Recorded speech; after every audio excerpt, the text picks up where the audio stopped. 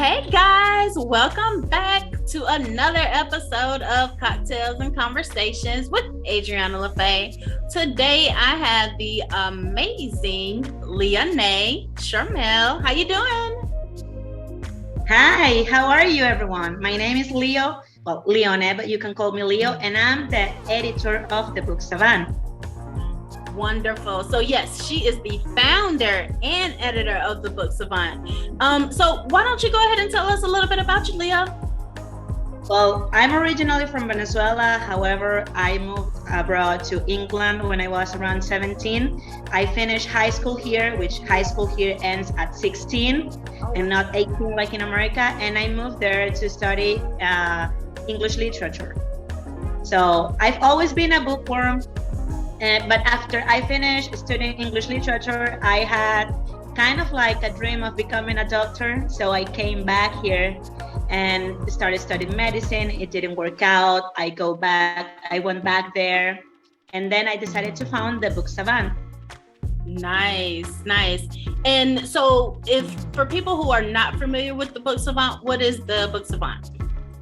The Books Savant is a self-publishing business. We are not a vanity press. We are not hybrid, which means that we don't publish your book. We just offer services for indie authors, and not indie authors too, because some authors that want to go traditional also hire editors for their stories. Mm-hmm. And that's it. We offer cover interior layout design, which is also known as formatting, editing, web design for authors, banners for the websites of the authors, images for the books, everything. We have everything.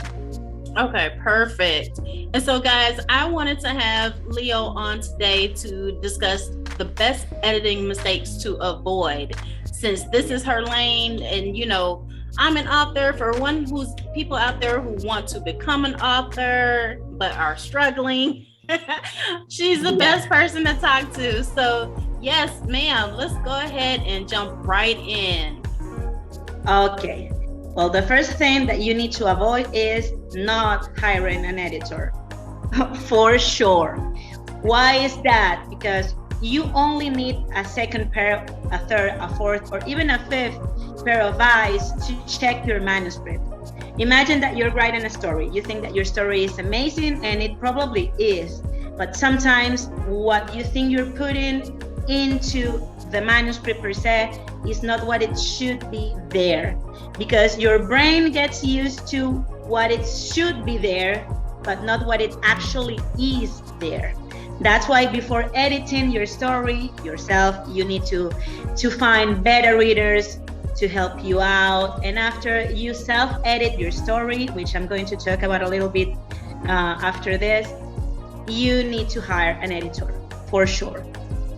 Agreed. And you know what I found too is a lot of times what you write down, like you said, your brain has one thing, but then when you write down, it's like you're skipping words. And it's like, well, wait a minute. That's not what it was. It didn't come out right. And you only find out that after you leave your manuscript to rest, like for 2 weeks. Right, exactly. Because you have this idea. Imagine most authors just come with the ideas like this in a dream, or watching something happen around them, or something that they went through their lives. So they know what they want to put in the manuscript, right? Because they know the story, it's their story. You imagine it. But sometimes when you are trying to put everything together there, it's just, you just can't. And then you try to self-edit as soon as you finish writing your manuscript, and then you can find the mistakes because your brain is used to what you wrote, and you think that you know what's there, and it's like, no. I once had a client that actually confused Virginia for vagina, and she never found out that. Yeah, it was. And I was like, this is supposed to be Virginia, right? Why did you write vagina? And she was like, oh, I never noticed that. And she went through like 10 rounds of self-editing. So, oh, wow. Yeah. next tip is that Grammarly and Procrastinate are good tools, but are never going to take away the need for an editor. Never. Why is that? Because a lot of people mistake us for overpaid grammar teachers, and we're not. The work of an editor is not only about fixing the grammar or the syntax of a story.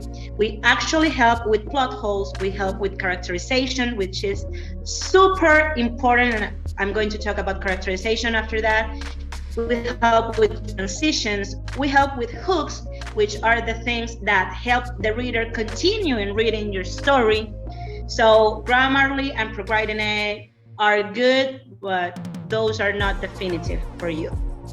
They should not replace an editor. Well, let me ask you this, and I might be getting off subject, so I'm sorry, but off topic. Okay. Is there a difference between an editor and a content editor? Well, an editor and a content editing is basically like a type of editor. It's like a subgenre. Okay. Content editor is usually what you call a developmental editor or an structural editing, which is the first level of editing. Okay. Well, before starting the levels, you should actually hire an editor for an editorial assessment. So that editor is going to tell you which level you need. But the content editor is basically that. Developmental editing is more like the structure, the content that's going to go inside the story. So as an example, if there are chapters missing, because sometimes that can happen, you have an idea, but you don't develop the idea properly, you need developmental editing. You need an editor to help you fill those gaps with the story. As an example, I have a client, he is an amazing horror author. His name is Matthew Miller, but he tends to write like 29 main characters, and there are 29 subplots in the story, and he likes to close everything in every book, even if he's making a saga. So it's very hard for him to give the characters the proper ending, to make justice to its characters. And sometimes he just killed them off without any explanation. So it's like, why are you killing them like that? Why don't you write, as an example, I can help you write one chapter where you give the character the justice the character needs. So those kinds of holes, errors with characterizations, all of the things, it's kind of like the bones of the story. That's content editing per se. Okay. All right, cool. Thank you for explaining that. Don't worry about it. What about too long paragraphs? Oh, that reminds me of a comment that I read on Facebook like 2 days ago. What's the issue? Unfortunately, reading per se is not fashionable these days. So it's very hard to find readers that actually enjoy long paragraphs and not get bored while reading long paragraphs. So usually what editors recommend, what we recommend, is to write paragraphs max of 8 lines. I've seen paragraphs of 20, 25 lines. And the issue with that is that sometimes it's not only tiresome, but some of the information you write there ends up being kind of like info dumping or over descriptions of stuff. And you put it like in a very long thing, and when the author is reading it, it gets tired. And it's like, okay, he or she or they feel as if the story is not advancing, it's not moving forward. They get stuck in that super long paragraph, and you should avoid that for sure. So there's is there such thing as manuscript being too wordy or not wordy enough? Yes, there is. I read, Facebook is amazing. You can find a lot of things in the book community in Facebook. I am in one group, I think it's authors helping authors, and one of the authors asked like, what will be a recommendation or something, an advice that you give to new authors in their journey? And there was one that wrote like, it doesn't matter if the words are unnecessary, just add them. The most words you have, the best your story will be. And it's not like that at all. Actually, there is kind of like rules about how many words depending on the genre you should have in your manuscript, in your book. As an example, romance novels should be between 60,000 to 90,000 words and no more than that. Fantasy books should be between 70,000 to 120,000 words and no more than that. Why is that? Especially this is super important for indie authors and for new authors. It's very hard to get the reader to invest their money on you. And even if you are self-publishing in something that it's printed on demand, like Amazon, the longest your book is, the much more money they're going to spend on it. So if they don't know you and you have like a ridiculously long book, what's going to make them want to buy your story? You can think about J.K. Rowling as an example. In the Harry Potter saga. The first book from Harry Potter had around 77,000 words, which is good for a young adult fantasy book. Okay. And then you go to book 5 and you find 110, 120, 130, but she could do that because she already had a reader community that loved her story, that they were going to invest in them. And other things is that a lot of words, especially those that are unnecessary one, tend to be repetitive. Okay. Repetitive. There are authors that use a lot of unnecessary words like actually, really, or they use descriptions that are unnecessary and jarring. There are moments where you should use that good description, but there are other moments where you should leave the reader to understand what you're trying to say and leave their imagination to fly. Okay. Well, that's a good point. As a reader, that is what you look for, is for that imagination, something that's going to make that imagination fly. But then I have heard some people say, well, I like so-and-so because they're very descriptive. But I think, does that not, like certain authors and their description, what's the word I'm trying to say? Like, does that not play to certain people? Like certain people might like just the over describing or the extra wordiness or what have you. Honestly, that always turned me off, but everybody might be different. Yeah, everyone can like everything. There is a saying in Spanish that how it is in Spanish is que cada quien tiene su color que buscar, which is that everyone has their own colors to find or to want to have, and it's like that. It's like everything. We all have different tastes. However, it is known because it has been studied that some genres are more open to big descriptions than others. As an example, in a fantasy story or in a sci-fi book, in those genres, or in paranormal, some descriptions or more descriptions might be necessary for world building. Okay. You need to describe, but you need to be smart about how you use those descriptions.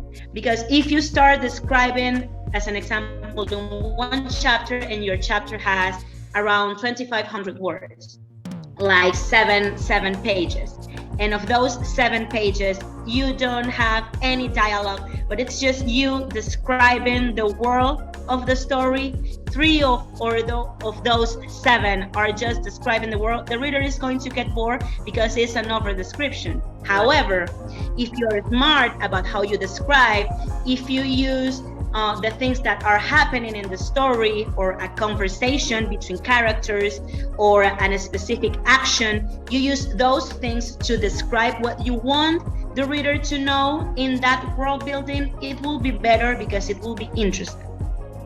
And it won't end up being like info dumping. Yeah, that makes a lot of sense.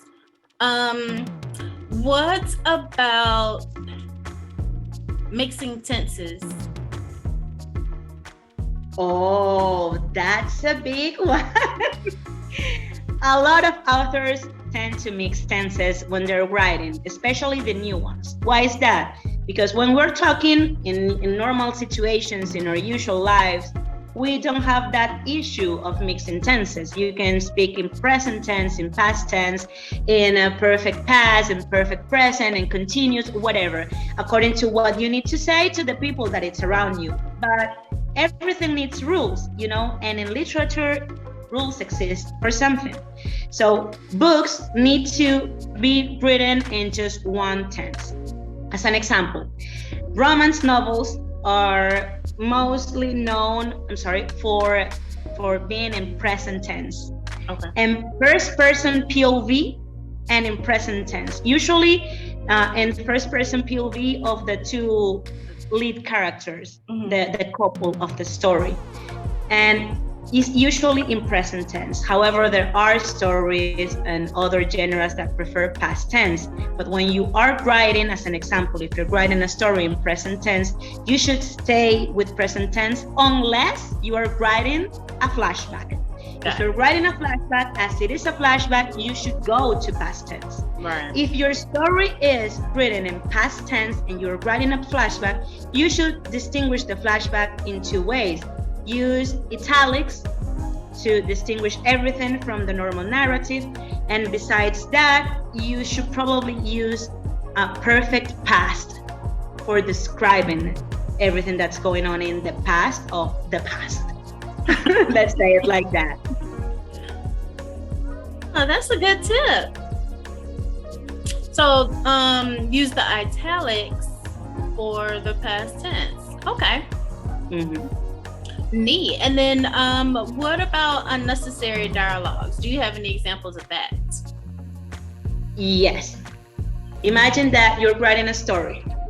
Well, the first thing that authors need to know is that everything inside the story should help the story move forward.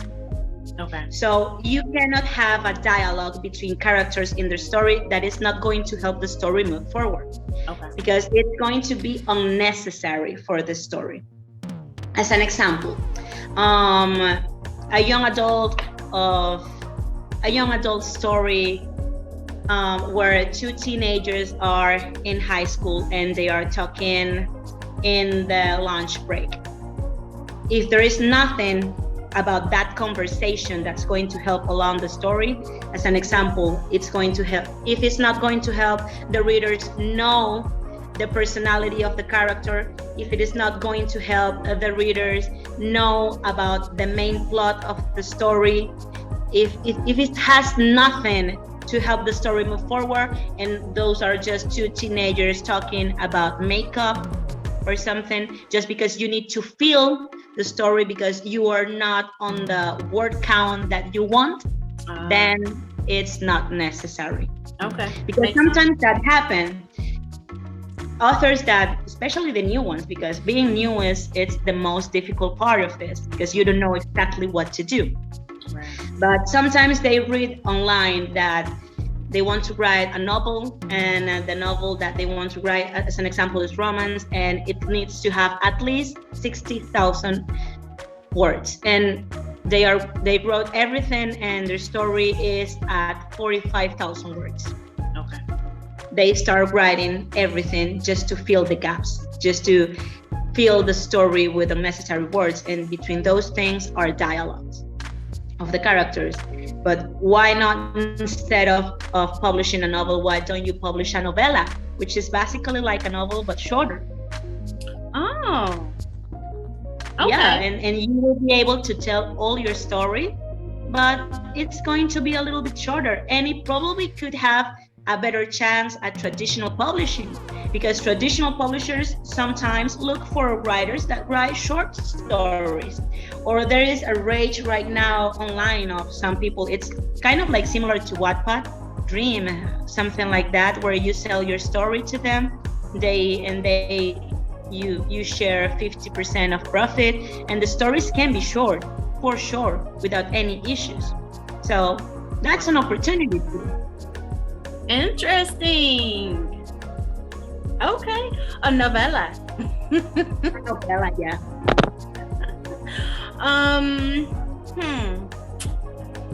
Okay, so what about what about not asking for free sample edits and then hiring the wrong editor? Oh, that's I think that's the main issue here. Hey guys, thanks for watching. I know you're like, what happened to the video?